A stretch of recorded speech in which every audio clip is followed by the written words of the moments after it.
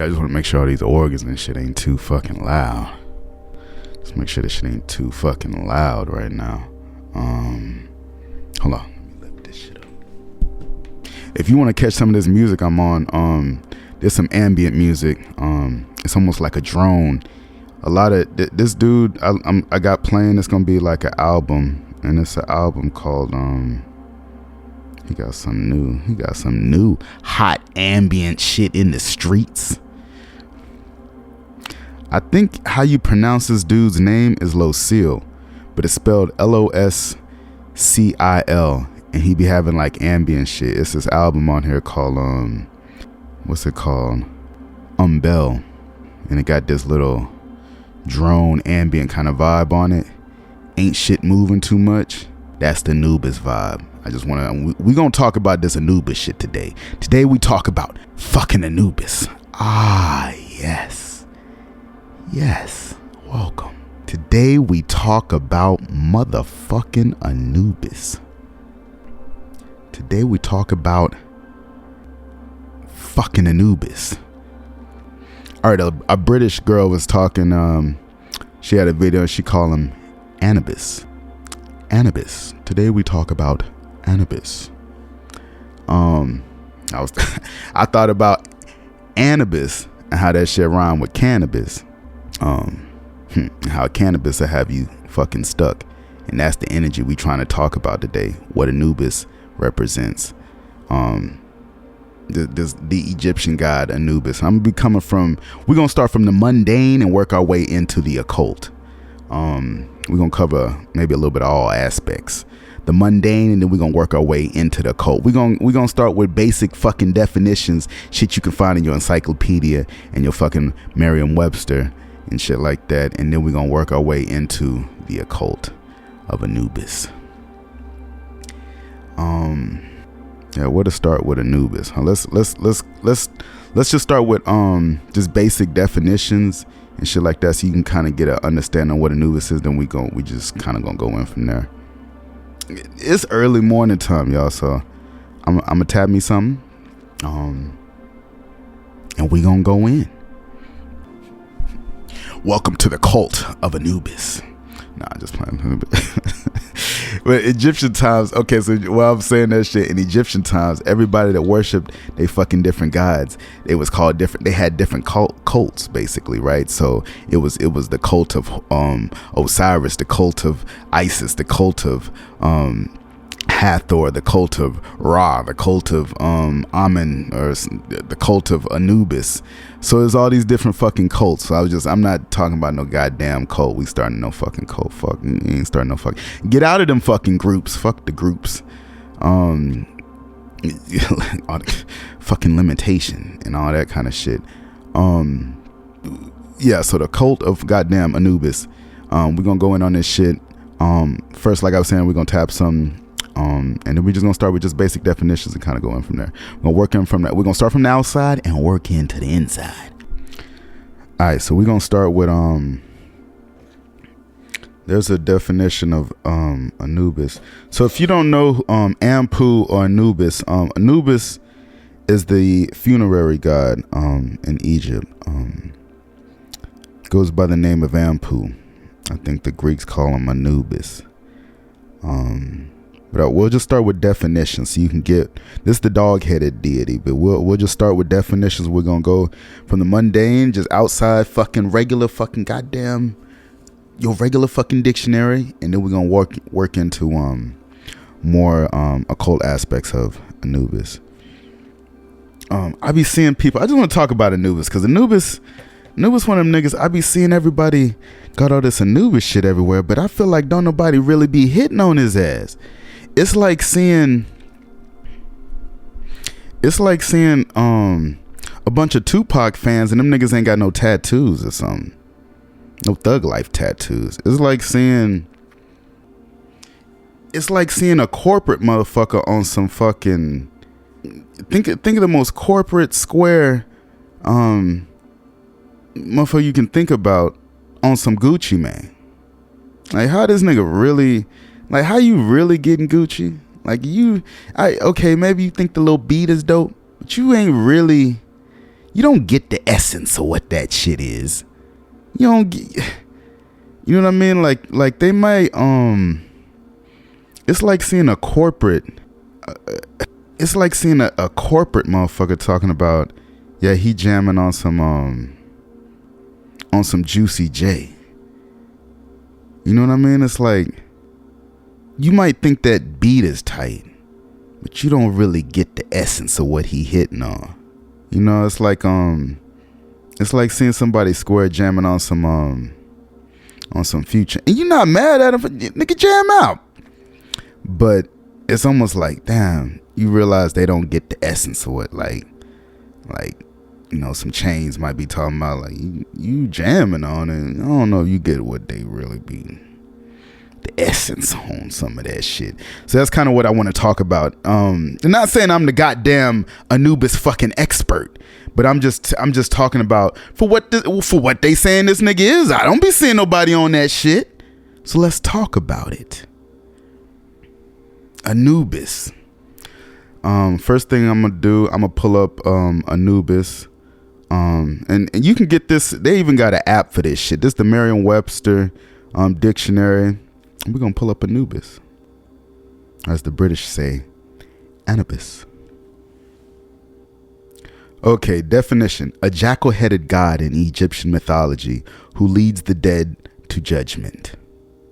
That's just a mundane fucking definition of what Anubis is. In Egyptian, it says Anpu.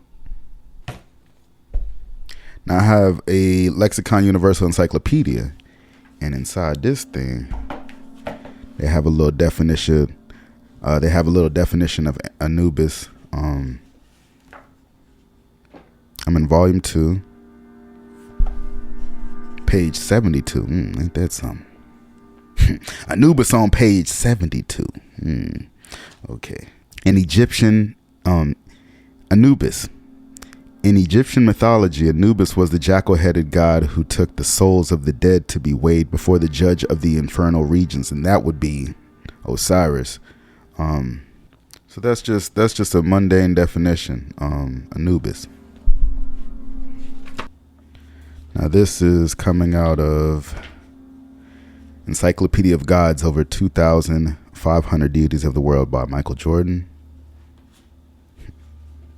You can't buy these J's. It says Anubis, Greek. It says origin, Egyptian, mortuary god. It says known period of worship, 2700 BC.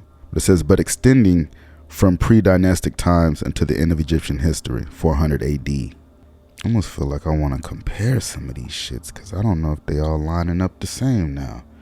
Okay, because look, I got something Wikipedia talking about cult centers were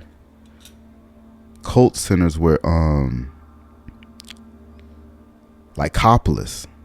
This talking about necropolis at Memphis and elsewhere. I guess elsewhere would be fucking Lycopolis. Like Lycopolis sounds like the lichens. So think of that's exactly what I want you to think of. Think of we talk about Anubis, we talking about this dog, right? Get the idea of the dog, right? Anpu, Anubis, you got a couple different aspects. Akin to Amentu. I think there's another aspect of them, Wepawet. And I'm gonna go over each of these. I'm gonna come back to them, but just think of this dog, this Cerberus, this lichens, these werewolves, hellhounds or hounds of hell, even just black dogs, just fucking Goofy and Cujo. You get what I'm saying? And it's like this shit is everywhere. Different culture. I think even some of the African shit. You got Papa Legba, and he got them dogs with him. Motherfucking dog. Alright, so can I pet that dog? Can I pet that dog? Can I pet that dog? Can I pet that dog? Okay, what else? Let's go over some other shit. It say where you can find him. He's in the pyramid text. He's in the funerary text. and hymns. Literary sources. Those are literary sources. You can find them. Again, so literary sources, you can find him are pyramid texts, funerary texts, and hymns. Anubis is the son in here, saying he's the son of Ra and Nephthys, or Isis. I was hearing someone else say he was the son of Osiris, but we'll compare some of these shits. This is just coming out of encyclopedia. This is just coming out of the Encyclopedia of the Gods. So a god, Anubis is the god of mortuaries. Anubis takes the form of a black dog, usually a jackal, usually in a lying down and crouching position, ears perked, long tail hanging. He wears a collar, magical cantations. Said he less often appears in human form with a canine head. The patronage of Anubis is confused, but the most popular notions seem to place him as a son of Ra and Nephthys, or Isis. The god of mortuaries, Anubis takes the form of a black dog or jackal, usually in a lying down or crouching position, ears perked and long tail hanging. He wears a collar with magical cantations, less often appears in human form with a canine head. The imagery of a dog probably originated from observations of bodies being scavenged from shallow graves and the desire to protect them from such fate by manifesting Anubis as a dog himself. The Book of the Dead has him standing by the scales in which the heart is weighed in the Hall of the Two Truths, and he is sometimes known as the Claimer of Hearts. Anubis was perceived to superintend the embalming of kings and courtiers in the mortuary and the subsequent binding with linen bandages. His coat color is thought to be black because of the color of the corpse after the embalming process, which darkens it, and the use of black tar to seal the bindings. His symbol in the context of mortuary god is an animal skin, headless, dripping blood, and tied to a pole. At the subsequent funerary ceremony in the opening of the month, the priest wore a jackal headdress. The main cemetery sites are on the west bank of the Nile, where the sun sets. Hence one epithet for Anubis, chief of the Westerners. Another, he who is upon the mountain, conjures an image of Anubis watching over the cemeteries from the high escarpments. In Greco-Roman periods, he became a cosmic deity of earth and sky and somewhat removed from his older function. Okay, and that's coming out of Encyclopedia of the Gods by Michael Jordan. So you kind of see Anubis as this kind of dog deity. You kind of get that he's this dog-headed. You've seen this shit everywhere. But it's the funeral nigga. You got to realize Anubis oversees the funerals. Anubis would be equivalent to your mortuary nigga. The nigga sitting in your fucking funeral home doing all the fucking embalming on your fucking grandma and shit. This is Anubis. The stillness that would be in a room with you and another dead body. That is the energy we are talking about here. There's a stillness there. I don't know if you ever sat in a room with a dead body, but there's a stillness there. There's an energy that's you could say maybe it's peaceful. You could say maybe it's has a lack of movement. My experience with dead bodies was that there was just no. It just felt like it felt like it wasn't a human anymore, because the thing that was making you human was the soul. It wasn't the body itself. I felt like I was looking at a human body, but it didn't seem like that was a human, just because it had no soul or something. Just because the soul was gone, or whatever the thing that was animating it was gone, made me feel like that shit wasn't even fucking human no more. Almost. I know that sounds weird, but that's the best way I could describe that shit. So think about this nigga who sits in the fucking mortuary, and the fucking the nigga who does the embalming. And I got a story about that shit. I had a homie, had a friend who used to do he was a nurse, but on the side, like I guess it's like, just for some side money, he would work at a funeral home, like just part-time, like when they get a body coming there, he's like, oh yeah, we need somebody to come do the embalming. He go do that shit. And his whole thing was, I want to fix up the body one last time for the family, for the family. So when they see him at the funeral, all like, this is close to how they looked, you know, when they were alive and stuff like that. So he had almost actually a caring aspect to trying to prepare these bodies a certain way for the family to see him for the last time. And it was real interesting. And you know, he showed me pictures and shit. You know, it'd be motherfuckers do suicide shit, niggas blow out the back of their heads and shit, and he'd be like, look, I stitched this shit up and you can't even tell. I'll be like, damn, it'd be some crazy shit. That's crazy. So on top of that, he had 2 miniature greyhounds. That's some Anubis energy, right? And the thing is about, you got to understand, Anubis deals with death.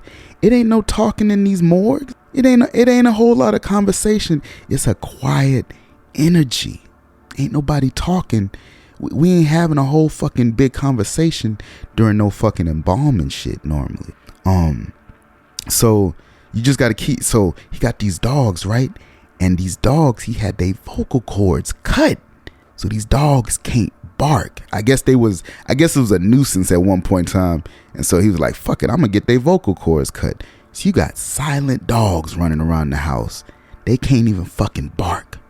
Anubis energy, this nigga doing embalming. Anubis energy. I said, that's some interesting shit. So one day he was like, oh, you want to see? Almost like some shit like, you want to come see? I was like, shit, fuck it. Yeah, let's go see. Like, and so he took me to go see. You know, they was just bringing in a fresh body or some shit. I ain't gonna lie. That shit kind of fucked me up, y'all. Like, I don't know if you just see I get at a funeral when they in the casket, everything look all pretty. I'm talking about a fucking dead body come in that bitch with the bag of organs. They put that sitting in their fucking stomach. They pull that bitch out, throw it in the trough, like where all the blood and all that shit gonna run off at. I'm like, what the fuck? Ain't nothing in the stomach. All that shit was already gone. I don't know how that shit worked. Like, maybe the autopsy people do that shit, because it was like all the organs was already in a bag. So that's part of, I was reading in one of these books, they was talking about that's one of the things the priesthood started to do. If I guess earlier, I can't remember where I was reading. Shit, I wish I knew I was reading. Maybe it was in some of this shit where it was talking about the priests would they started taking out the organs. But yeah, it was exactly like, so you know how you see the organs in Egypt, they put them organs in them little jars and they all got different heads on them or whatever. It was basically like that. It was a bag of it was a bio bag. They had that shit ready to go. I was like, oh shit. So they just get rid of your fucking organs. All that shit get cleaned out, and then they pump your body like I guess through the veins with the formaldehyde and shit like that. And that's almost what bring you back to life. Like it make you look alive again or some shit, because motherfuckers looking dead as fuck. You start pumping that formaldehyde and shit start looking alive again. It was kind of crazy. Yeah, so you got to peep that funerary energy is what we talking about. When you hear them when you hear that ambient music, how it just be one tone, it just be like a constant drone. I ain't talking about the ambient music that sound like fucking church shit. I'm talking about, put on some Loscil, Loscil, and you gonna get what the fuck I'm talking about. Loscil's music got a fucking it got this fucking ambient drone funeral death note. You know, a death note. That's exactly what we talking about here. You know how a death note don't change. It's just like when you hear something shocking in a movie and they hit you with that death note, that doom. That's what we talking about here. It's just a long note to just draw out. That's the energy we talking about here. When you hear this Anubis shit, it's a certain energy to just draw out. Let me see if I can find. If you go check out this Loscil album, I just want to give y'all the actual. Okay, so there's a like I was telling you, there's this artist named Loscil, Loscil, and he got an album called Umbel. And this Umbel album is a song called Shadow Maple. The way that vibe is, how it's just a single tone, that's Anubis vibe right there. You don't catch what I'm talking about. Damn, shit. All right, so the way that shit sound is very much like it should sound like a fucking morgue. Do you get what I'm saying? The shit sound like a goddamn morgue. And that's the energy we talking about here. Imagine if you was fucking preparing fucking bodies. That's the energy.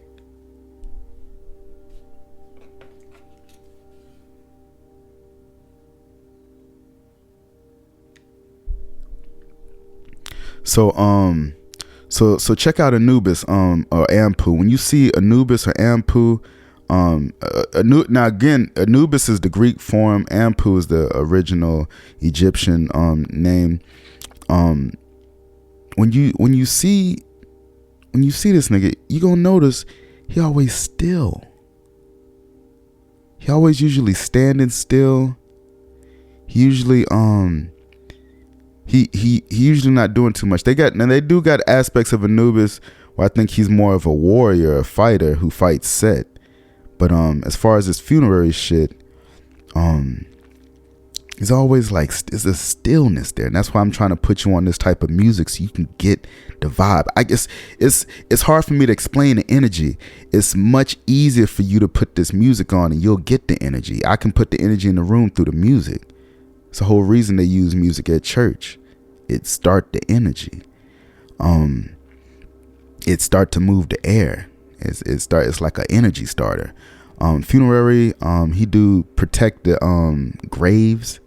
He's supposed to be the god of underworld, underworld guide, if you will, a guide to the underworld. And a lot of times in these movies, you'll see this dog always leading people and shit like that. And that's kind of the aspect of Anubis. You can see that shit in this new Pet Cemetery movie. It came out in 2023. We'll talk about that shit a little bit more. So Anubis, he's associated with graveyards, cemeteries, liminal spaces. Now, this liminal spaces, I want you to get what they talking about. You know how graveyards is big open. Graveyards in Egypt at the time, I guess, of Anubis were on the edge of town, and there were just big open fields, I guess, where they were burying people at. And so these coyotes, wolves or jackals or whatever you want to call them, would come in, and they would, be eating shit out around the cemetery, digging up shit, burying shit, whatever the fuck. And so that's the energy they was putting on this fucking jackal and using this as the funerary deity. Liminal spaces, how these cemeteries are big and open spaces. Think of liminal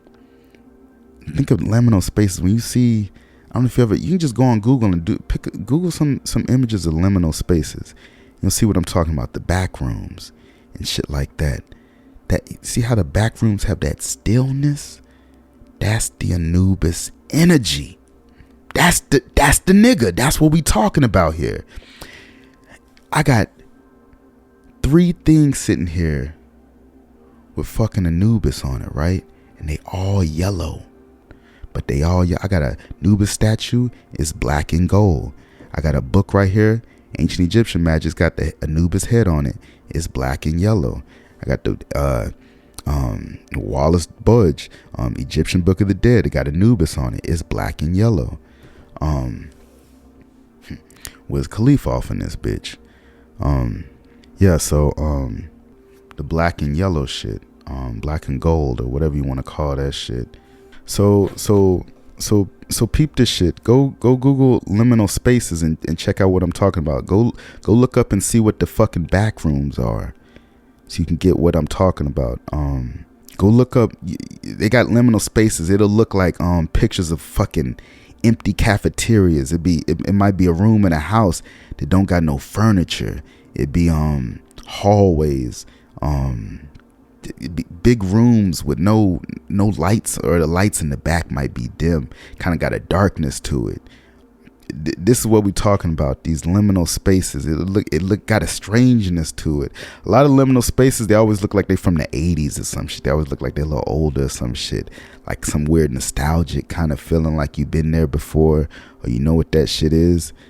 That's what we're talking about, liminal spaces. Closest thing to a liminal space I can give you in a movie, there's a movie called Us, and in Us, the main character, she goes downstairs almost into this underworld, if you will. And there's like long, big, wide passageways. They big as hell. It's big like almost like a mall. But this ain't no mall. It's tile brick fucking walls. And as you go down these long, wide ass hallways, there's rooms that cut off to each side. And it's almost like a facility. I don't know about y'all, but I be having dreams about shit like this. I be in these fucking facility places like this. So this is interesting shit to me. And I almost resonate with that shit. I'm like, damn, that's interesting. She in the kind of the place where I be having my fucking dreams at. I know that sound crazy. But anyways, these are fucking examples of liminal spaces. Think of Us, where they was down there, where they was, all them people's walking around, they was eating rabbits and shit. That's what I'm talking about. That's a liminal space down there. That's such a weird fucking space. The vibe of that shit, how it almost got an 80s feel, how the design of it or something feel old and 80s. That's what we talking about, liminal spaces. Them shits be feeling, just got a weird vibe. I don't know how to explain that shit. Yeah, but that's what we talking about here, liminal spaces. This is this Anubis vibe I'm trying to get you to understand. Motherfuckers be talking about Anubis and shit and don't even get the vibe. Liminal fucking spaces. Fucking Anubis. Graveyards and cemeteries and shit. Fucking Anubis. Okay, so you got these other aspects of Anubis. Now, Anubis supposedly was the original funerary underworld deity, and was replaced in later times by Osiris. And when Osiris dies, he becomes the underworld, lord of the underworld, and all that kind of shit. Anubis wraps Osiris up, wraps his body up, and to try to help Isis and to try to fight Set. That was his way of fucking fighting Set and shit. I'm like, oh nigga, I fuck your ass up. Watch this shit. Bring Anubis back on your ass. Or bring Osiris back on your ass, and fucking that was his way of fighting Set. His brother Horus. So they supposedly brothers, Horus and Anubis. I guess via Osiris, got different moms. Yeah, that's kind of interesting. So we got an aspect of Anubis. There's a Kentiamentu is this black dog. It's like this moving dog. It's titled the Chief of the Westerners, or Foremost of the Westerners. And you also got Wepawet. Wepawet is this kind of wolf. Think of almost like a gray looking version of Anubis. He looks almost more like a wolf, I think, when you see depictions of him, almost like a gray version. Still funerary, still war. Has to do with royalty association, but still funerary, still war. But it's almost like this scout. It's like something like a scout to send out, almost like this leader of the way, like he shows you the way type of thing. So anytime you see this dog showing you the way, it's probably like this Wepawet aspect of Anubis or whatnot. They say Wepawet is actually Anubis's brother, so that's maybe a way to look at it. They got Anubis as fucking Osiris's fucking son, so it's kind of, but Anubis gets replaced by fucking Osiris, so it's kind of, they just move him out the way. Like, okay, we just make you fucking his son and shit like that. But it's some of that shit almost seemed like it was getting moved around and juggled. This shit was going on, priesthood changing shit as time went on and shit like that. But originally he was the fucking underworld guide, and Anubis, I'm talking about the underworld guide versus Osiris, lord of the underworld, and all that kind of shit. Okay, so I'm finna go to another book. I got this other nigga, got this other book called Dictionary of Ancient Deities. And they got Anubis in here. It says Anubis, Egypt, also known as Anpu. Peep this shit. Known as Mercury in the Roman. Underworld deity, early god of the dead. See, now Osiris is the god of the dead, but Anubis was the early god of the dead, the first one. God of the cemetery, guardian god, god of the souls through the land of the shades, director of embalming. Anubis, known as the jackal-headed god, may be the son of Osiris, Set or Ra, and Nephthys or Isis.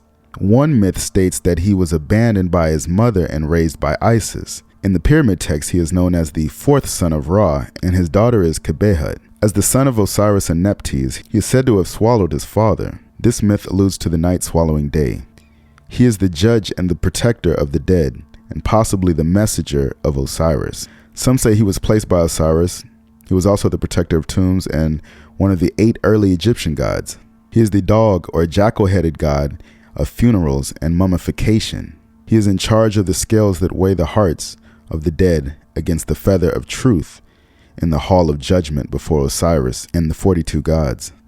His duty is to cast the dead to the eaters of the souls if the heart is not in balance.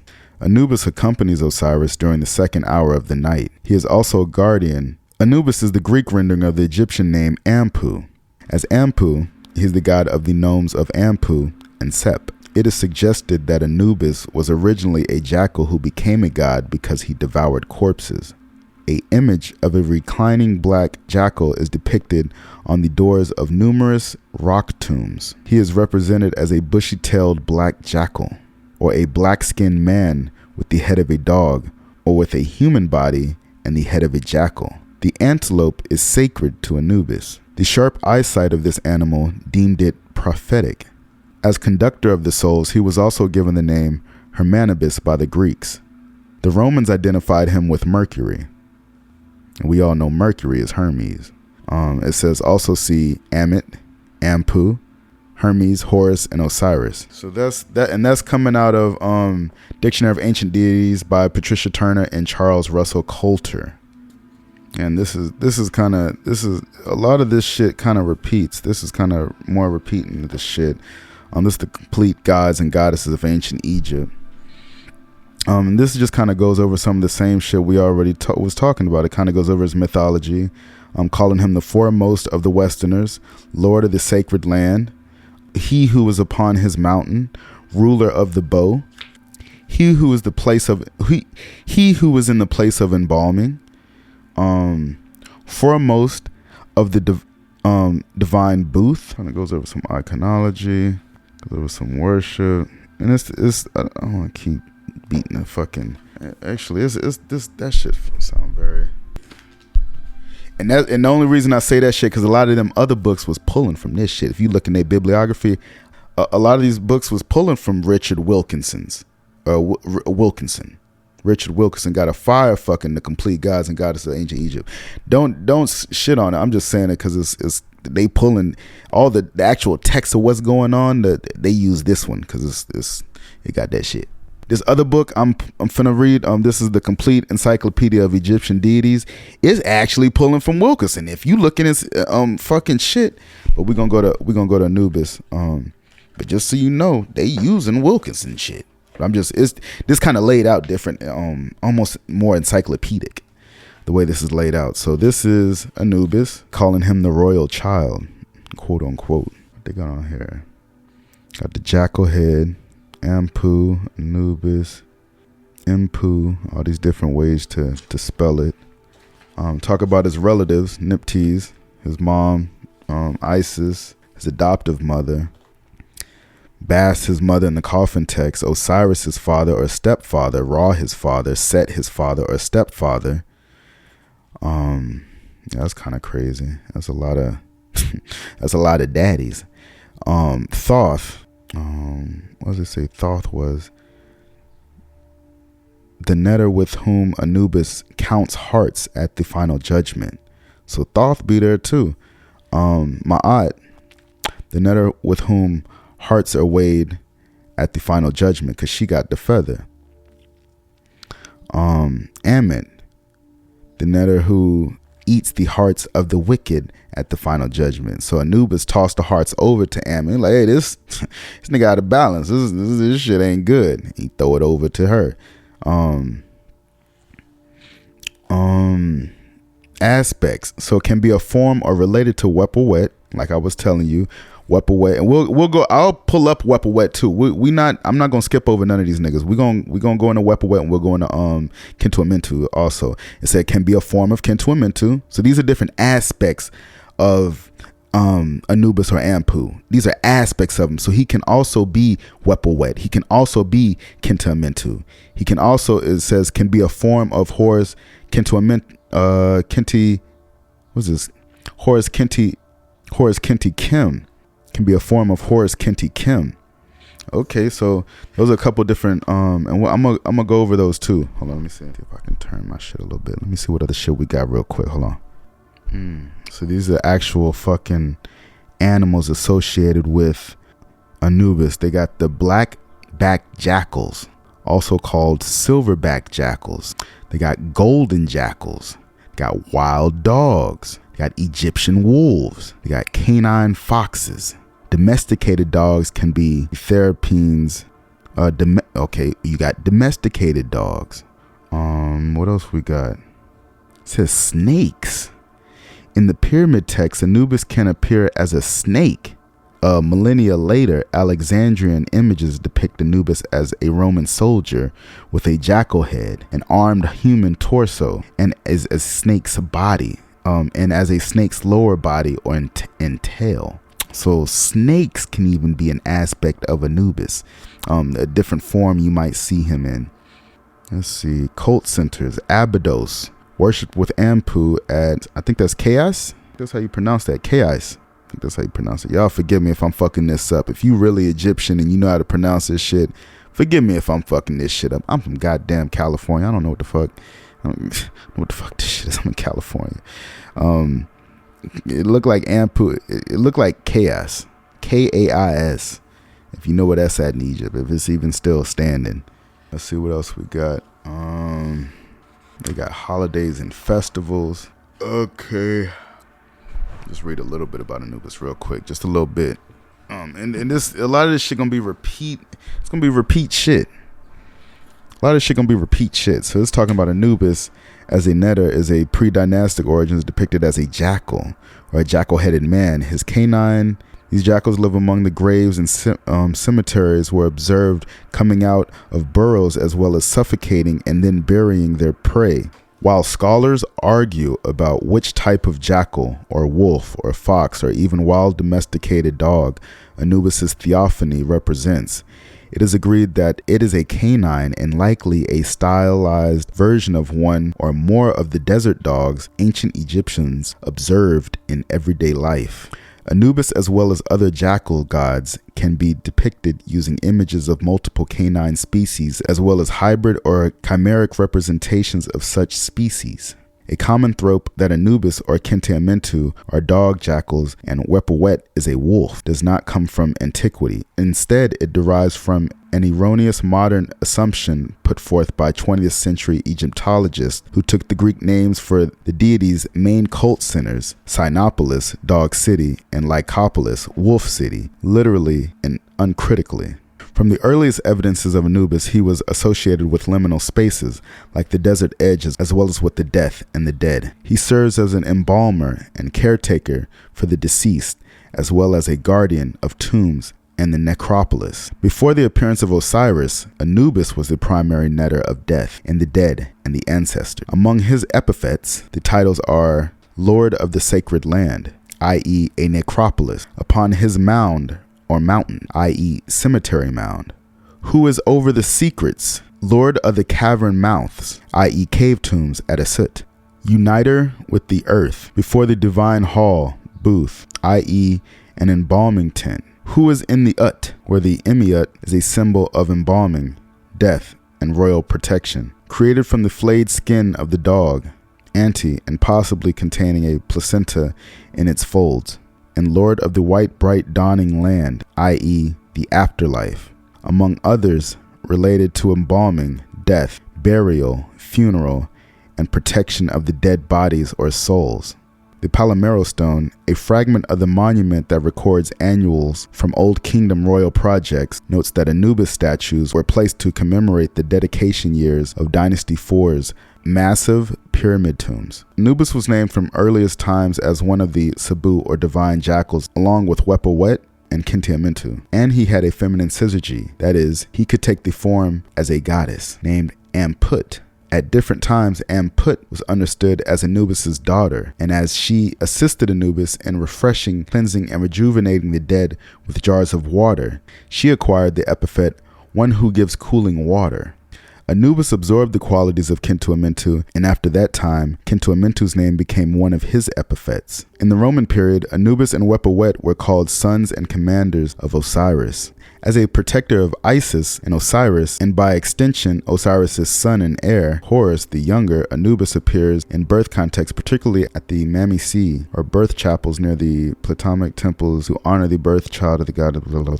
Over time, as Osiris's cult grew, Kinti-Amintu and Anubis both became associated with Osiris. Kinti-Amintu was assimilated, and his name passed as an epithet to Osiris as the new chief god of Abydos. Anubis was not yet assimilated, but was placed in relation to the new king of the afterlife as Osiris' son by Nephthys. Anubis was one of several deities in Osiris' family who rescued his body from the Nile and prepared it for embalming and funeral rites. During the night vigil, part of the annual Osiris mysteries in the final month of the first season, Anubis plays an important role protecting and preserving the god's body, and he helps Horus and other Neteru destroy Osiris' enemies. Anubis was always before and after association with Osiris, connected to embalming and funerals. The Setim, or Sim in earlier translation, priests who conducted funerals as well as professional embalmers, wore elaborate jackal masks that covered their entire head. In scenes painted in tombs and on coffins that were related to embalming or funerals, the only way to tell if an image is of Anubis, the god, or of a priest dressing as Anubis is to check the neck. If there is a string or strap indicating the jackal head is a mask, the image is of a Setim rather than of Anubis. Many images of a jackal-headed man winding bandages, pouring oil, or lifting a coffin were not images of Anubis, but of one of his human servants. Anubis, or a Setim wearing the Anubis mask, washes viscera, embalms bodies, prepares them for burial, and performs funerary rites over mummies so that their souls are free to travel in Duat. By the Ptolemaic period, Anubis synchronized with the Olympian god Hermes in his role as Psychopompos, or conductor/guide of souls. This was an easy connection because in pharaonic theology, Anubis serves as a gentle guide who leads the deceased into the hall of Ma'at, where he weighs each person's heart as a symbol of their thoughts and actions in life, against the feather of Ma'at, a symbol of truth and correct action. Anubis's association with liminal spaces or states also made him a good candidate as an oracular deity. Many forms of divination and magic were attributed to him, especially in later periods. In the late period, Anubis is a cosmic deity ruling over the sky and the earth. In a rather Promethean aspect, he brings light to the human race and furthers its prospects by manufacturing effective love philtres. Even as Egypt and Rome began to Christianize, Anubis was given a role in the new religion as a driver of dead souls, and in some regions and time periods equated to the Christian saint Christopher, who was called a dog-headed saint because he could be depicted like therianthropomorphic Anubis in cynocephalic form. Is that correct? Cynocephalic? Okay, so I'm gonna pull up some of these other aspects of Anubis. First, I'm gonna pull up Kinti-Amintu. Okay, so when you pull up Kinti-Amintu, you get this image of this black dog. It looked like a little black wolf or fox, like all black though. It says relatives where Kinti-Amintu is a form of Anubis, Osiris, and Wepa.